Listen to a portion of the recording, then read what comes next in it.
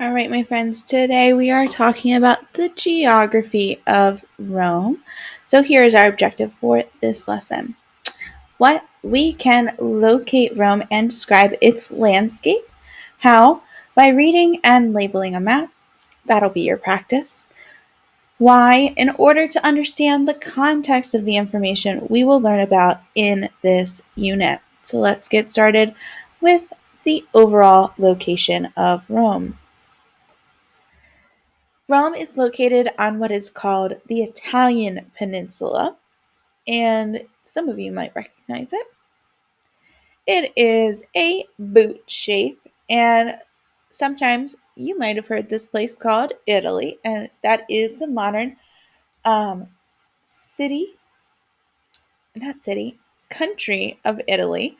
Now, Italy is including these two islands, which we know at the beginning of Rome's existence is going to be Greek colonies. However, later it will be also part of Rome. So, Rome is the city wise right here. So, when we reference Rome, often we are talking about the city, but we could also be talking about the whole of the Italian peninsula. We're going to talk more about the city of Rome in just a few moments. So let's move on to our next thing. And Rome, just like Greece, is located around the uh, Mediterranean Sea. And when we talk about climate, the biggest factor between those climates is the Mediterranean Sea. So Greece and Rome are going to have very similar climates. Both are going to have warm and dry summers and cold and wet winters. Basically, anywhere around this region is going to experience that climate because the Mediterranean Sea has such a big impact. Some important landforms which are located on the Italian peninsula and therefore in Rome are the Tiber River. The Tiber River is the river that supports the city of Rome. It's going to provide water for irrigation and navigation. So, very useful. And it also provides fertile river valleys and plains, which can actually support the expanding population. Whereas in Greece, they had to move on because they didn't have a nice river to support themselves and they had to find colonies. When we look at this map, you'll also notice two mountain ranges, the Alps in the northern part of the Italian peninsula, right up here, and the Apennine Mountains, which provide a spine right through the center of Rome. So the Apennine Mountains are in the center, while the Alps are in the north.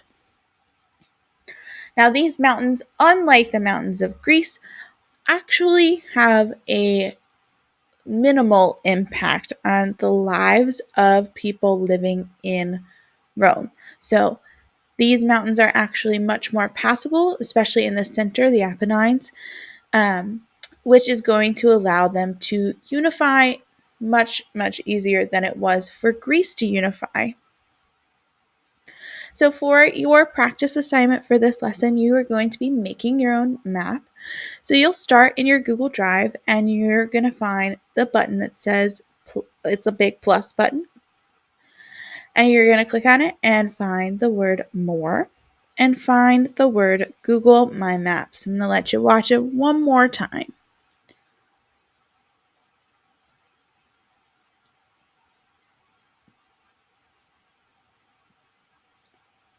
Okay, so once you have that done, you're going to get a page that looks like this.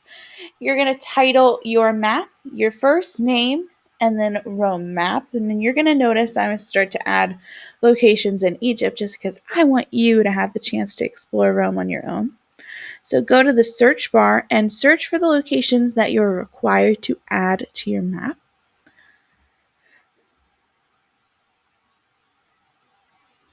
And you're going to click the Add to Map button. Once you've done that, you can change some things about it, but the important part for me is if you add how they either used that landform or how they were impacted by it in general. Once you've added all the locations, or before you added all the locations, you might choose to change the base map. And you can do so by clicking base map, which I'll do in just a second. And I prefer mine in a satellite setting. That way I can see what the land is used for now. So I know that that side on the right is mountainous and probably not great for farming, whereas the green spaces are good for farming. And I'll let you watch the video one more time all the way through.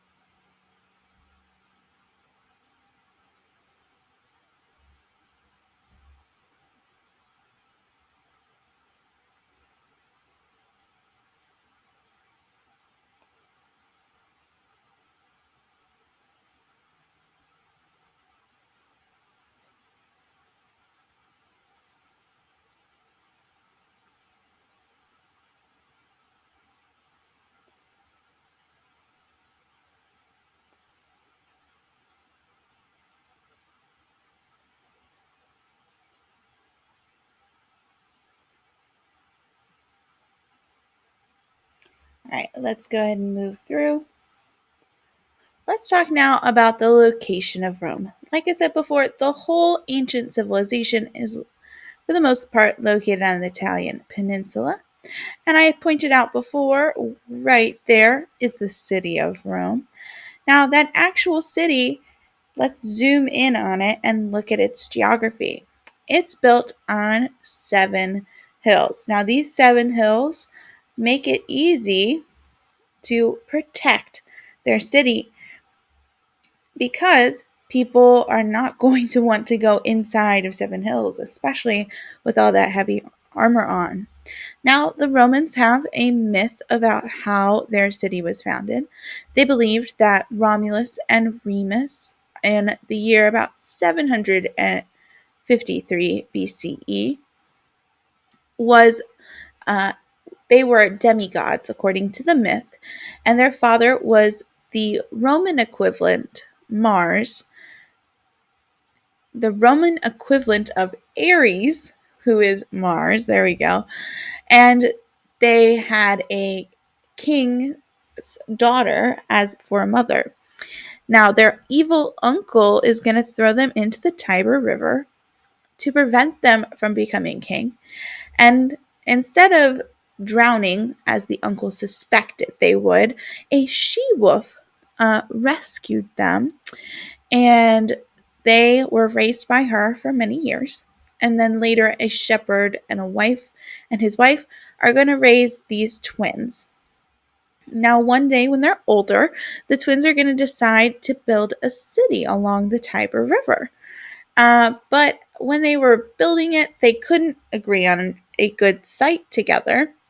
So when Remus jumped over a wall that he was building, an enraged Romulus is going to kill his brother. Romulus is then going to finish building the city and name it after himself. And that is why we call Rome, Rome. However, in reality, it's likely that there were some Latins, which is like the group that it's the light green on here. You can see them right there. The Latins, as well as the Greek people from the colonies, and the Etruscans, which are the other group besides the Latins on the Italian peninsula, are going to unite and create a city in Rome, or where we call Rome right here.